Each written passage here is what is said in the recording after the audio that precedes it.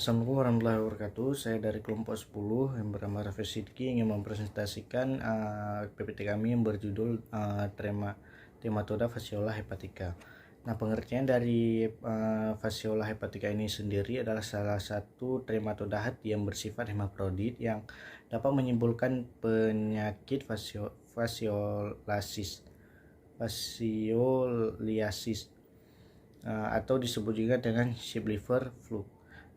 Hospes definitif sendiri yaitu ada manusia, binatang ternak seperti domba, kambing, sapi, dan rusa. Ada juga hospes intermedier, yaitu ada keong air dan tumbuhan air. Taksonomi dari fasciola hepatica ini sendiri yaitu kingdom Animalia, filum Platyhelminthes, kelas Trematoda, ordo Echinostomidae, family Fasciolaidae, genus Fasciola, spesies Fasciola hepatica. Siklus hidup dari Fasciola hepatica ini sendiri, telur keluar bersama dengan tinja, menetas menjadi merasidium, masuk ke dalam hospes perantara satu yaitu keong air, berkembang menjadi sporokista dan masuk ke redia 1 menuju ke redia 2, menuju lagi ke sekria, keluar dari hospes perantara 1 menempel pada hospes perantara 2 yaitu tumbuhan air, dan berkembang lagi menjadi meteseria, dan jika tumbuhan air yang mengandung metaskeria ini tertelan hospes definitif, akan terjadi ekstasi di dalam duodenum, yaitu menembus dinding usus menuju ke cavum abdominalis, menuju ke kapsul hepar, menuju lagi ke parenkim dan masuk ke dalam saluran empedu dan menetap dan berkembang menjadi dewasa dalam waktu kurang lebih 12 minggu.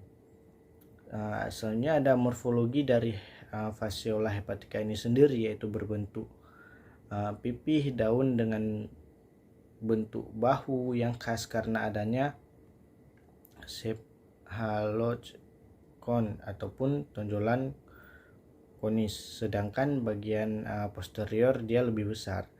Ukuran dari fasciola hepatica ini sendiri memiliki panjang 20 sampai 30 mm dan lebar 18 sampai 13 mm, dan mempunyai dua buah batil hisap ataupun saker, yaitu oral saker dan ventral saker, sama-sama memiliki besar yang berdiameter kurang lebih 1 sampai 1,5 mm dan memiliki testis sebanyak 2 buah dan bercabang-cabang kecil sehingga disebut dengan dendritik. Adapun ovarium bercabang-cabang terletak dekat dengan testis. Kelenjar vetilaria bercabang-cabang secara merata di bagian lateral dan posterior. Uterus relatif pendek dan berkelok-kelok. Misalnya ada ciri-ciri telur fasciola hepatica ini sendiri. Telur besar berbentuk okal dan beroperkulum. Ukuran panjang kurang lebih 130 sampai 150 mikrometer dan lebar 60 sampai 90 mikrometer. Dinding satu lapis tipis berwarna kuning kecoklatan. Selanjutnya ada gejala klinis dan cara diagnosis fascioliasis. Gejala klinis fascioliasis ini selama migrasi akan menimbulkan kerusakan parenkim hepar hingga terjadi neokrisis serta penyumbatan empedu. Akibat tekanan yang dihasilkan oleh metabolik cacing yang toksik dan migrasi menimbulkan peradangan abdomateus dan fibrotik di saluran-saluran empedu sehingga terjadinya ikterus. Selanjutnya ada cara diagnosis fascioliasis ini. Diagnosis ditegakkan dengan menemukan telur di dalam tinja atau di dalam empedu.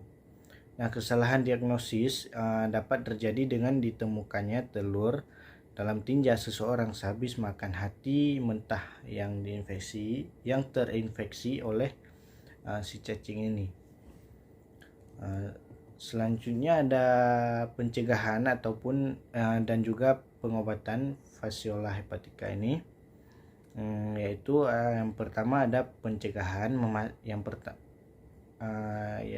pencegahan fasciolasis ini dengan cara memasak sayuran dengan baik dan masak sebelum dimakan.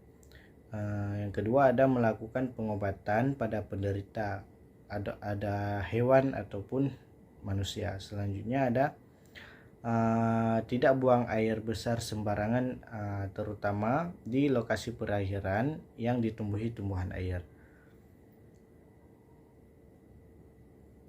Untuk pengobatan fasciolasis ini dapat diobati dengan obat triclabenzazole yang diberikan secara per orang dalam 1 atau 2 per oral dalam 1 sampai 2 dosis. 2 dosis terapi triclabenzazole diberikan kepada pasien memiliki infeksi berat ataupun yang tidak merespon terapi dosis tunggal. Terapi triclabenzazole 2 dosis diberikan secara pasien meminum obat 2 dosis masing-masing 10 sampai 30 kg dipisahkan dalam waktu sampai 12 sampai 24 jam. Selanjutnya ada epidemiologi Fasciola hepatica, yaitu Fasciola hepatica ini mempunyai penyebaran di seluruh dunia, terutama di daerah-daerah yang memiliki peternakan domba ataupun kambing dan juga sapi. Sekian dari presentasi saya. Assalamualaikum warahmatullahi wabarakatuh.